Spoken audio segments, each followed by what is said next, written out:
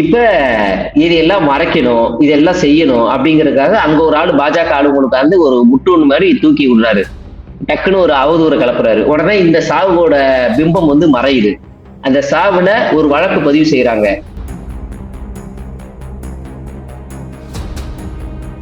இந்த நேற்று பேசி இன்னைக்கு ஒரு நாள் முடிஞ்சு இன்னொரு நாள் மாறப்போகுது. திரும்ப வருத்தமோ தெரிவிக்காத நயினா நாகேந்திரன் கார்ல ஜாலியா போறாரு. இதையாவது எதிர்த்து பாஜகவை விஜய் பேசுவாரா, அறிக்கை விடுவாரா? குறைஞ்சபட்சம் அதாவது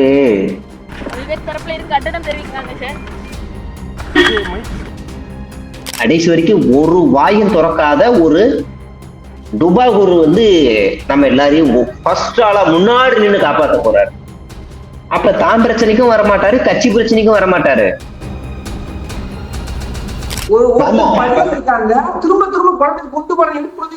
கொண்டு போறாங்க. ஆமா, என்ன கேட்டாக்க இந்த ஜென்சி கிட்ஸ் தன்னுடைய சேஃப்டியை பாதுகாத்துக்கிட்டு இந்த கட்சிக்குள்ள போகட்டும். ஏன் போகணும் நான் சொல்றேன்னா, நீங்க கொத்து கொத்தா போங்க. இவ்வளவு வெயில்ல 2.5 வயசு குழந்தைய தூக்கிட்டு வந்தப்போ இன்னமும் நியாயப்படுத்துறீங்கல்ல? உங்களுக்கு மனசாட்சி இல்லையா? எங்க தளபதியை பார்க்கணும், எங்களுக்கு அதுதான் முக்கியம். சேஃப்டி எல்லாம் இல்ல, மனசாட்சி எல்லாம் இல்ல. எங்க தளபதிக்கு அப்புறம் தான் எங்களுக்கு மனசாட்சியே. அவரு ஒரு பண்ணையாருன்னு சொல்றதுனால இவரு நாயனானதுன்னு கோச்சுப்பாரா? அப்படியே மனசு விட்டு ஐயோ சிடிஆர் என்ன சொல்லிட்ட, இடினா அரசியல்ல இருந்தே விளங்குறேன் ஐயோ அப்படிலாம் போயிருவாரா? அப்படிலாம் ஒண்ணும் கிடையாது. ரொம்ப ஜாலியா சொல்லியிருக்காரு. பண்ணையாருன்னா நல்ல வார்த்தைங்க. இப்ப நீங்க ஊர் புறங்களா ஐயா பண்ணையாருன்னா பண்ணையாருன்னா மதிப்பிற்குரிய வார்த்தை. அதை அவங்க கௌரவமா எடுத்துப்பாங்க. கடைசி வரைக்கும் திரு நயினார் அரசியல்வாதி ஆக போறதில்ல. அவர் கடைசி வரைக்கும் ஒரு பிசினஸ் மேனை தான் அவர் காட்டிட்டு இருக்காரு. ஒன்னு அவர் எல்லாரும் பண்ணையாருங்கிறாங்க, இல்லாட்டி அவர் அந்த ஊர்ல ஹோட்டல் பிசினஸ் பண்ணிட்டு இருக்காரு.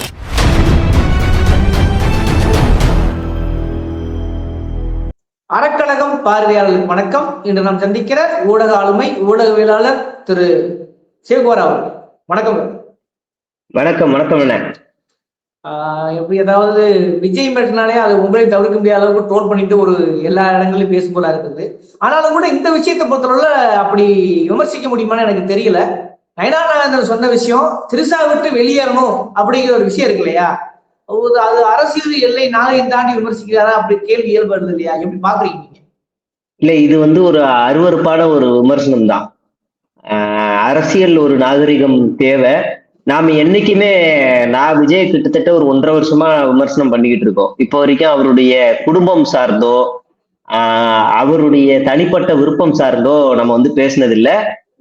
ஒரு இடத்துல கூட நம்ம என்ன சொல்லியிருப்போம் அப்படின்னா, விஜய் வெளியில வந்தாலே கூட்டம் வந்துரும், விஜய் ஒரு பிரம்மாண்டம், விஜய் ஒரு கரிஸ்மாட்டிக் லீடர், அவர் வெளியே வந்தாலே கூட்டம் பயங்கரமா இருக்கும், கண்ட்ரோல் பண்ண முடியாது, இந்திய ராணுவமே பத்தாதுலாம் அடிச்சு விட்டாங்க. அப்ப நம்ம என்ன சொன்னோம்னா, சத்தம் இல்லாம எப்படிப்பா கீர்த்தி சுரேஷ் கல்யாணத்துக்கு போனாரு, சத்தம் இல்லாம எப்படிப்பா அவரு எங்கே ஜெகன்மோகன் ரெட்டி கல்யாணத்துக்கு போனாரு, சத்தம் இல்லாம எப்படிப்பா பர்த்டே கொண்டாட த்ரிஷா அவங்களுடைய வீட்டுக்கு போனாரு, வெளியே வந்தாலே கூட்டம் வருதுன்னா இது வெளியே தானே வந்திருக்காரு அப்படின்னும். இது தனிநபர் தாக்குதல்ல நம்ம சுருக்க முடியாது.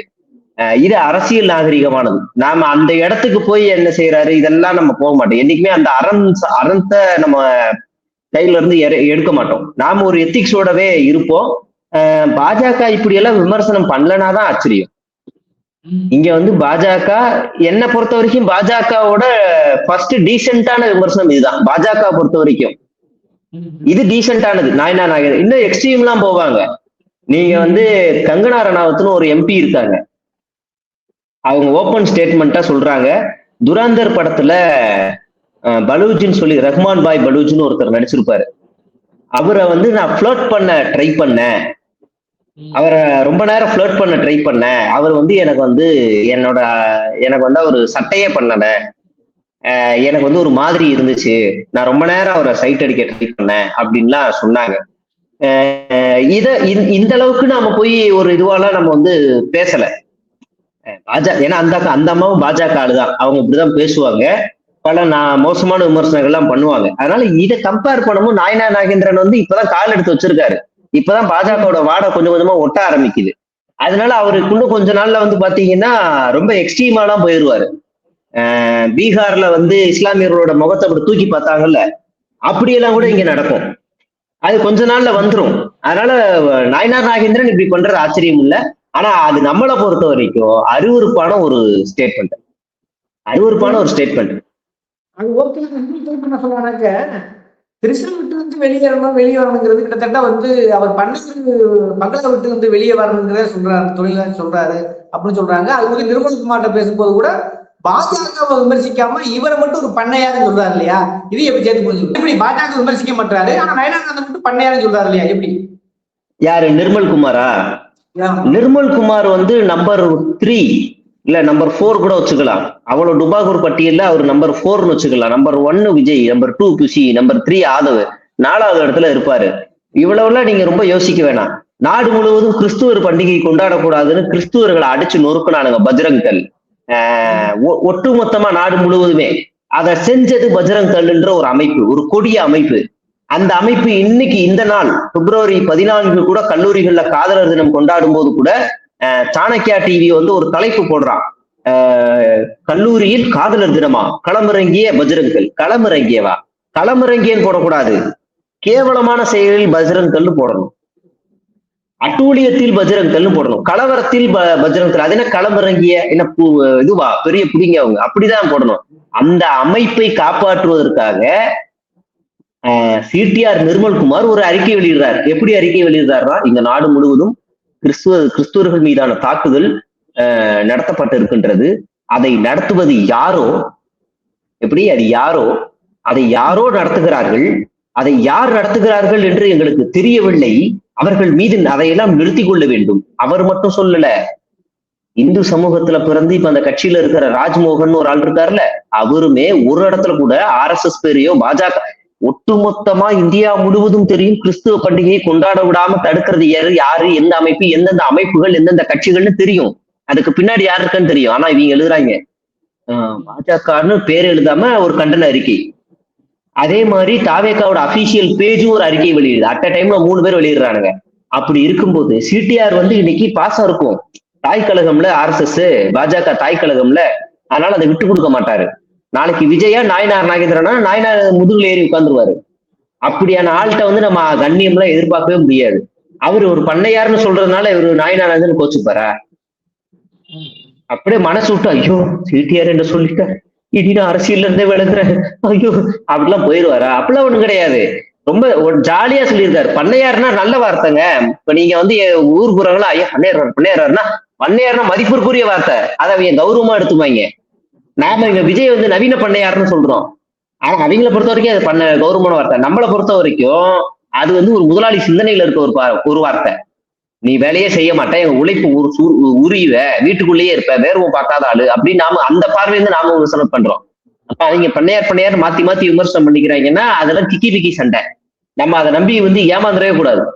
நேத்து பாருங்க, நேத்து விஜயோட ஸ்பீச்ல ஒரு இடத்துலயாவது பாஜக பேர் இருந்துச்சா? ஒரு இடத்துலயாவது அதிமுக பேர் இருந்துச்சா? சரிடா, நீ 2த்தையும் சொல்ல வேணாம், நீ எந்த மாவட்டத்துல நின்ன? சேலம் மாவட்டத்துல நின்ன. சேலம் மாவட்டத்தோட அடிப்படை பிரச்சனைகள்ல ஏதாவது ஒண்ண பேசுனியா? நீ ஏதாவது ஒண்ண பேசுனியா? உன் நோக்கம் என்ன, உன் திட்டம் என்ன? அப்ப என்ன எதுக்காக வந்திருக்க? வந்து ஒரு ஆளை கொண்டுட்டும் போயிருக்க. உன் கூட்டத்துக்கு வந்த ஆள் ஒரு ஆள் செத்துருக்கா, உன் கட்சிக்காரனா காரணம். அதுக்குள்ள அவன் வந்து உடம்பு சரியில்லைன்னு போட்டீங்க. இப்ப இதெல்லாம் மறைக்கணும், இதெல்லாம் செய்யணும் அப்படிங்கறதுக்காக அங்க ஒரு ஆளு பாஜக ஆளுங்களுக்கு வந்து ஒரு முட்டுன்னு மாதிரி தூக்கி விடுறாரு, டக்குன்னு ஒரு அவதூறு கலப்புறாரு. உடனே இந்த சாவோட பிம்பம் வந்து மறையுது. அந்த சாவுல ஒரு வழக்கு பதிவு செய்யறாங்க, இதுல ஏதோ சந்தேகம் இருக்குன்னு வழக்கு பதிவு செய்யறாங்க. டக்குன்னு இந்த பக்கம் நாயனா நாகேந்திரனோட ஒரு ஸ்பீச். நாயனா நாகேந்திரனுக்கு உண்மையிலேயே அந்த கருத்தை விஜய் மேல இருக்க கோபத்துல பேசியிருந்தாருன்னா இன்னைக்கு மைக்க தூக்கி நீட்டும் போதும் அதே அருவருப்பான வார்த்தை பேசிட்டு போயிருக்கணும்ல. ஒரு தடவை தான் சொல்லுவேன், ஒரு தடவை. கண்டுக்கவே இல்ல, மிரர் ஏத்திட்டு போறாரு. சரி வர அப்படின்னு போறாரு. என்ன காரணம்? யாரை காப்பாத்த நினைக்கிறீங்க? விஜயவா? அந்த ஒரு மரணத்துல இருந்து விஜயை காப்பாத்த நினைக்கிறீங்களா? என்ன காரணம்? அப்ப இது எல்லாமே ஒரு டிராமா தான். இவனுங்க பண்ற எல்லாமே ஒரு டிராமா. அந்த டிராமாவை நம்ம வெளியில இருந்து பார்த்தா தெரிஞ்சிடும். ஏன் நாயனா நாயகர் என்னை பேசிட்டாரு? ஏன்னா இங்க ஒரு சாவு நடந்திருக்கு. அந்த சாவு நடக்கும்போது இவங்க எல்லாரும் விருந்து சாப்பாடு சாப்பிட்டுக்கிட்டு பொறுமையா கிளம்பி போயிருக்காங்க. விஜய் அந்த நேரத்துல ஏசி பஸ்ல அங்க இருந்து ஏர்போர்ட்டுக்கு போய் அங்க இருந்து விமானத்துல தனி விமானத்துல போயிட்டு இருந்தாரு. அவன் குடும்பத்தை சேர்ந்தவன்லாம் அழுதுகிட்டு இருக்கான். அவனுக்கு தெரியுமா இந்த நாள் இன்னைக்கு நம்ம உயிரோட இருக்க மாட்டோம்னா அவனுக்கு தெரியுமா? இல்ல அவன் குடும்பத்துக்கு தெரியுமா? எவ்வளவு பெரிய மோசமான வேலையை பார்த்து வச்சிருக்காருங்க இவனுங்க. எந்த அளவுக்கு அது பேசும் பொருளா மாறாம இருக்கு. அதே சமயத்துல நேற்று நடந்த சம்பவங்கள் முக்கியமா பார்க்க வேண்டியது என்னன்னா, அங்க வந்த பெண்கள், அதாவது 2 வயசு குழந்தைய தூக்கிட்டு வந்திருக்காங்க. அதுக்கு ஒரு நிருபர் கேள்வி கேட்கிறாரு, ஏமா உங்களுக்கு மனச்சாட்சி இல்லையான்னு கேள்வி கேட்கும்போது அந்த பெண்கள் என்ன சொல்றாங்கன்னாக்கா, எங்க மனச்சாட்சியில அப்புறம் தான் தளபதி தான் முதல்லன்னு ஒருத்தர் சொல்றாங்க. இந்த மாதிரியான சம்பவங்கள் அங்க நடந்திருக்கு இல்லையா? இது எப்படி சேர்த்து புரிஞ்சுக்கணும்? அது தொடர் இத நீங்க அந்த மக்களுடைய இயலாமைதான். நீங்க ஒரு என்டர்டைன்மெண்ட் பீஸ் வருது அப்படின்னா, அந்த என்டர்டைன்மெண்ட் நம்மளை சிரிக்க வைக்கும், நம்மளை ரசிக்க வைக்கும், அவ்வளவுதான். அதை தாண்டி அந்த அந்த என்டர்டைன்மெண்ட் பீஸ் நம்மளை இதுக்கு எப்படிப்பா சிரிக்க வைக்க, எப்படிப்பா என்டர்டைன்மெண்ட் பண்ணணும்னா அவன்கிட்ட பதில் இருக்கும். அவர் பஞ்சு பேசுவாரு, அவர் சிரிப்பாரு, அவர் ஆக்ஷன் பண்ணுவாரு, அப்ப எனக்கு அதெல்லாம் பிடிக்கும்னுவான். அதே அந்த என்டர்டைன்மெண்ட் பீஸ் உங்களை காப்பாத்த வருது அப்படின்னு அவன்கிட்ட உங்களை எப்படிப்பா காப்பாத்துன்னு கேட்டா அவனுக்கு பதில் தெரியாது. உங்க என்டர்டைன்மெண்ட் பீஸ் எப்படிப்பா ஊழலை ஒழிக்கும் அப்படின்னு கேட்டா அதெல்லாம் ஒழிச்சிருவாரு, தெரியாதுங்க. சரி, பெண்களுக்கு எப்படிப்பா பாதுகாப்பு, அதெல்லாம் பண்றாருங்க, அதெல்லாம் தெரியாதுங்க. அவனுக்கு அந்த விஷயத்துக்கு பதில் தெரியாது. ஏன்னா அவனுடைய மோகம் எல்லாமே ஒரு ரசிகர்ன்ற ஒரு குருட்டு மோகம், அவ்வளவுதான் அவனுடைய பார்வை. அது இங்கேன்னு இல்ல, போன இதுல எனக்கு என் புருஷனோட விஜய் தான் பிடிக்கும் அண்ணுச்சு. அப்புறம் இன்னொரு அம்மா நான் வீட்டுல இருக்கவங்களுக்கு விஷம் வச்சிருவேன் அப்படின்னுது. இன்னொரு அம்மா, ஒரு பொண்ணு, சின்ன பொண்ணு அழுகுது. இது எல்லாமே ரசிகர் மோகம் தான். நீங்க இந்த இந்த மோகம்லாம் எப்பன்னா அவன் வர்றது நல்லதுதான். என்ன கேட்டாக்கா அவங்க எல்லாரும் அரசியல் கொண்டு போறாங்க. ஆமா, என்ன கேட்டாக்கா இந்த ஜென்சி கிட்ஸ் தன்னுடைய சேஃப்டியை பாதுகாத்துக்கிட்டு இந்த கட்சிக்குள்ள போகட்டும். ஏன் போகணும் நான் சொல்றேன்னா, நீங்க கொத்தா போங்க. ஏன் போகணும்னு சொல்றேன்னா, போனதுக்கு அப்புறமா அவன் சொல்றான்ல, பின்னாடி வச்சிருக்கான்ல, எவனாவது ஒரு 4 பேர் யோசிப்பான், ஏன் இந்த பின்னாடி போட்டோ இருக்கு, பெரியார் ஏன் இருக்கு, பெரியார் பத்தி இங்க எதுவுமே பேசலையே, அம்பேத்கர் பத்தி எதுவும் பேசலையே, அஞ்சலி அம்மாள் யாரு, அவங்களே இந்த கட்சி இப்போ வரைக்கும் பேசவே இல்லை, சும்மா வச்சுக்கிட்டே இருக்காங்க, எல்லா பேனர்லயும் இருக்கு அப்படின்னு அவன் சிந்திக்க ஆரம்பிப்பான்.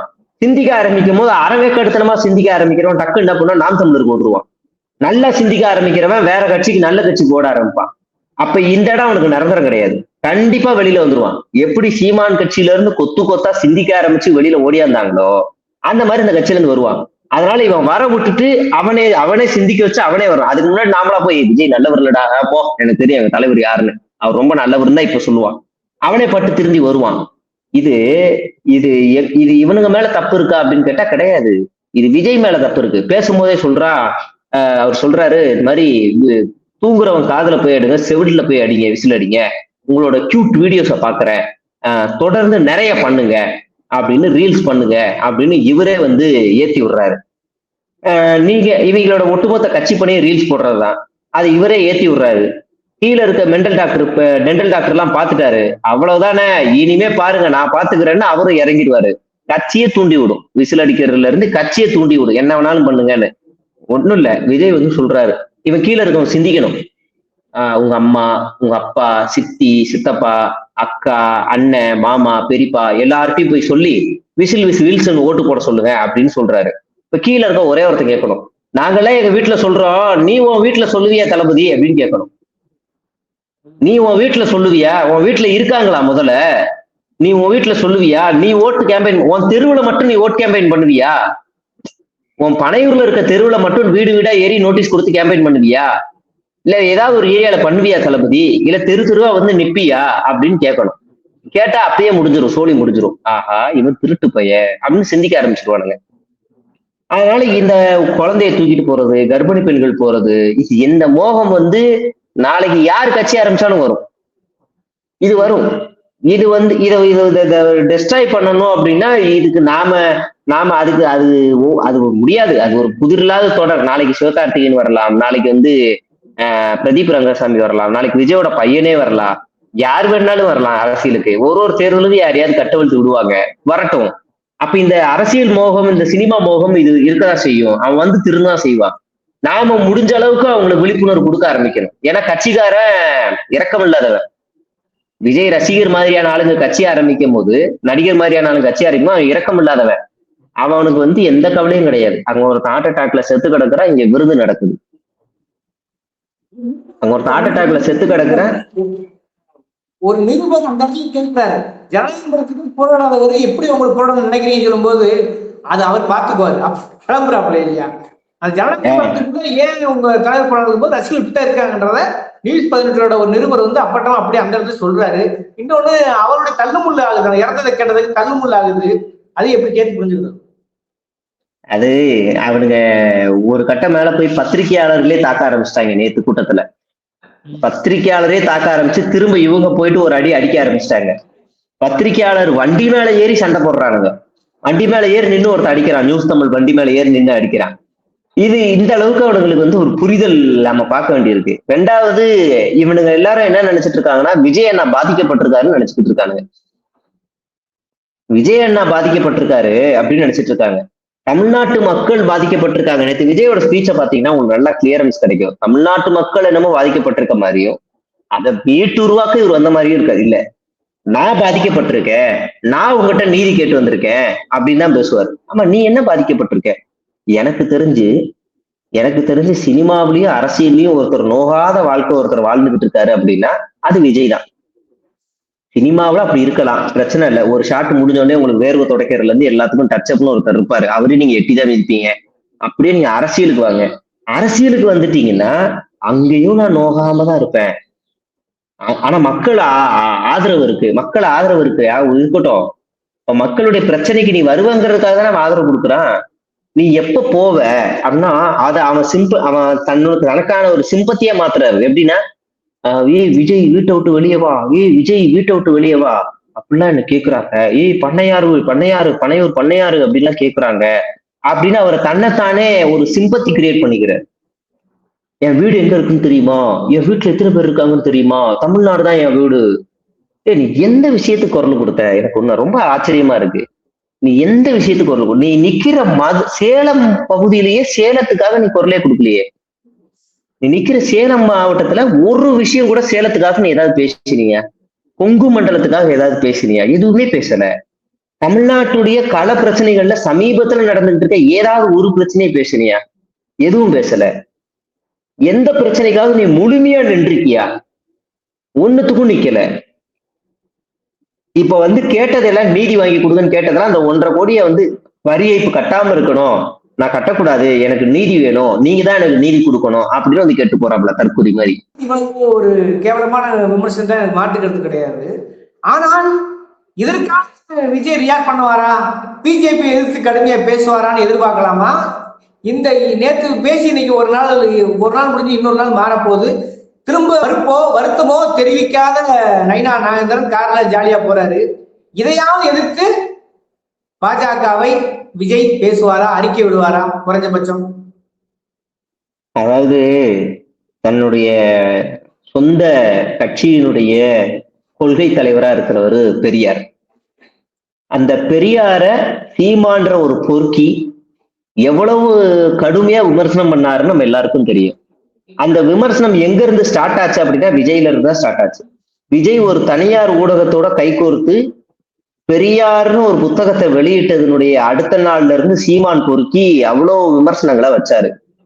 குறைஞ்சபட்சம் ஒரு அறிக்கை சீமானுக்கு எதிராக ஒரு அறிக்கையை வெளியிட்டு இருக்கணும். இல்லைன்னா பெரியார் இப்படி சொல்லவில்லை, பெரியாரை பற்றி அவதூறுகள் பரப்புகின்றன, அதை நம்பாதீர்கள்னு சொல்லணும்.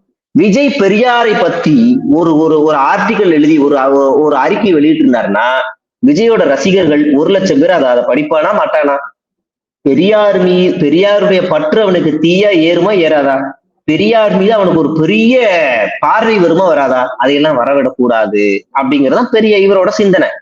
உண்மையிலேயே சொல்றேன், நீங்க வந்து அம்பேத்கர் வந்து காவி சாயம் போட்டாங்க அம்பேத்கருக்கு, நாடே கொந்தளிச்சுதா இல்லையா? அம்பேத்கரை கொள்கை தலைவரா வச்சிருக்க எல்லாரும் பொங்கி எழுந்தானா இல்லையா? திருவள்ளுவருக்கு காவி சாயம் அடிச்சாங்க. எவ்வளவு பேர், எவ்வளவு தமிழர்கள், எத்தனை கட்சிகள் பொங்கி எழுந்துச்சு. சொந்த கட்சி பெரியாரை பத்தி பேசும்போது தீகா போய் சீமானுடைய வீட்டை முற்றுகையிடுது. இங்க விசிகா கண்டனம் அடிக்குது, கம்யூனிஸ்டுகள் கண்டனம் அடிக்கிறாங்க. ஆனா வீட்டுக்குள்ளேயே பதுங்கியே இருந்த ஒரு ஆளு விஜய். அதுக்கே இல்ல. தாம் பிரச்சனைக்காக இன்னொன்னு சொல்றேன், இந்த விஷயத்துக்கெல்லாம் பேசினார்னா பெரிய ஆச்சரியம். தாம் பிரச்சனைக்காக ஊரே பேசுது, அரசியல் களமும் பேசுது, சினிமா களமும் பேசுது. ஜனநாயகனுக்காக ஸ்டாண்ட் வித் ஜனநாயகன்னு தேசியம் வரைக்கும் ராகுல் காந்தி வரைக்கும் பேசுறாரு. காங்கிரஸ் இங்க இருக்க எல்லாரும் பேசுறாங்க. ஈவன் முதலமைச்சர் மு.க. ஸ்டாலின் பேசுறாரு. எல்லாரும் பேசுறாங்க. சினிமா துறையில ரஜினிகாந்த், கமல், சிம்புன்னு எல்லாரும் பேசிட்டாங்க. ஆனா கடைசி வரைக்கும் ஒரு வாயும் திறக்காத ஒரு டுபாகூர் வந்து நம்ம எல்லாரையும் ஃபர்ஸ்ட் ஆளா முன்னாடி நின்று காப்பாத்த போறாரு. அப்ப தான் பிரச்சனைக்கும் வரமாட்டாரு, கட்சி பிரச்சனைக்கும் வரமாட்டாரு. அப்படின்னும் போது நீங்க வந்து விஜய் வந்து இந்த விஷயத்துக்கு அறிக்கை வெளியிடுவாரு நம்ம எதிர்பார்க்கவே முடியாது. விஜய் எப்ப அறிக்கை வெளியிடுவாரு அப்படின்னா தன்னுடைய சொத்துக்கோ தன்னுடைய புரியுது, வந்துருச்சுல பேசுவாரான்னு கேக்குறேன். அந்த அந்த அளவுக்குலாம் வந்து பண்ண மாட்டாரு. அந்த அளவுக்குலாம் அவருக்கு வந்து கண்ணியம் எதுவுமே கிடையாது. உண்மையிலேயே பொங்கி இருந்தா கோவப்பட்டிருக்கணும். தான் சொத்துக்கும் தன்னுடைய கெரியருக்கும் ஏதாவது ஒரு ஆபத்து வருது அப்படின்னா டக்குன்னு வீடியோ முன்னாடி வந்து இப்படி போட்டுருவாரு. அடி அநியாயம் எனக்கு நடந்து போச்சு, நீங்க தான் என்னை காப்பாத்தணும், எனக்கு நடந்த அநியாயம் அந்த உலகத்துல யாருக்குமே நடக்கல, நான் ரொம்ப கஷ்டப்படுறேன் அப்படின்னு வந்து வீடியோ போட்டுருவாரு. தான் கெரியருக்கும் சொத்துக்கும் பிரச்சனை வருது, தான் காசுக்கு ஏதாவது பிரச்சனை வருதுன்னா ஆளா வந்துருவாரு. மற்றபடி சொந்த கட்சியிலே இளவு விழுந்தாலும் கவலைப்பட மாட்டாரு. அது எத்தனை எனக்கு தெரிஞ்சு தமிழ்நாட்டு வரலாறுல கட்சி ஆரம்பிச்சு 2 வருஷத்துல இத்தனை உயிரிழப்புகள் ஆயிருக்கு அப்படின்னா அது தாவேகாவுல மட்டும்தான். மற்ற கட்சியாவது போராடும், தடியடி நடக்கும், காவல்துறையுடைய தாக்குதல்ல உயிரிழந்த கூட்டத்தை நம்ம பார்த்திருக்கோம். அதுல கூட எண்ணிக்கைகள் அதிகமா இருக்கு. சொந்த கட்சி ஆளுகள்னாலேயே சாவு அப்படின்னா அது இந்த கட்சியில மட்டும்தான். ஒவ்வொரு தமிழ்நாட்டுல இருக்கிற ஒவ்வொரு குடும்பத்தை சேர்ந்தவங்களும் இனிமே தாவேகா கட்சிக்குள்ள போகும்போது ஒரு பயத்தோட போகணும். ஐயோ போனா திரும்ப உயிரோட வருவோமா, ஐயோ பயமா இருக்கே, இன்னும் எத்தனை பேர் காவு வாங்க போறாங்க, ஒரு அடிப்படை வசதிகளை கூட செஞ்சு தர மாட்டானுங்களே, தலைவர் நோகாம ஏசி பஸ்ஸுக்குள்ள உட்காந்துக்கிட்டு அரை மணி நேரம் மேல வந்து ஆமா வெயில நிக்க ஆமா கடைசி வரைக்கும் வெயில்ல நிக்கிறானுங்க. அதுவும் என்னன்னா இந்த ஆளு 3 மணிக்கு பேசுறாருன்னா இவங்க காலையில 6 மணிக்கே வந்து நிக்கிறாங்க. 6 மணிக்கு வந்து நிக்கிறாங்க. இந்த ஒரு அடிப்படை வசதி கூட செஞ்சு தர முடியாத இவருக்கு வந்து காப்பாத்துவாரு, இது பண்ணுவாரு அப்படின்னு நம்மளும் நம்ப கூடாது. இவர் அந்த பிரச்சனை நேத்து இதுல ஒண்ணு இல்ல 2-3 உயிரிழப்புகள் ஏற்பட்டிருந்தாலும் விஜய் இந்த நிமிடம் பனையூர்ல தான் தூங்கி கொண்டிருப்பார். அதுல எந்த சந்தேகமும் கிடையாது. அவர் இந்த நேரம் பனையூர்ல தான் இருப்பார். ஓகே, புரியுது. வந்து வெறும் அரசியல் திறந்துடலாம், அரசியல் நாளை தாண்டி சிலர் பேசுறாங்க. அது கூட விஜய் இந்த நிமிடம் வரை ரியாக்ட் பண்ணலங்கிறது உள்ளபடி அதிர்ச்சியா இருக்கிறது. உங்கள் விமர்சனங்களை அப்படியே மக்கள் பார்வைக்கு விட்டுவிடுகிறேன். இந்த விவாத சூழல் அறக்கழகத்துக்கு நேரம் ஒதுக்கியதற்கு நம்ம நன்றி தோழர். நன்றி தோழர்.